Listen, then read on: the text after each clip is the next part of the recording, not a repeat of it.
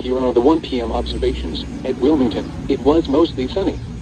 The temperature was 88 degrees. The dew point was 66, giving a relative humidity of 48%.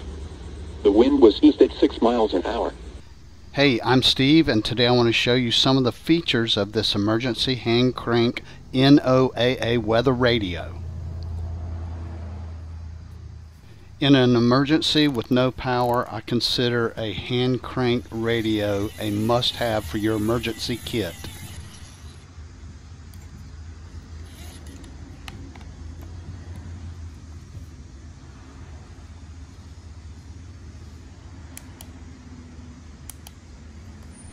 At the very least, everyone should have an AM/FM transistor radio in their home for emergency communications.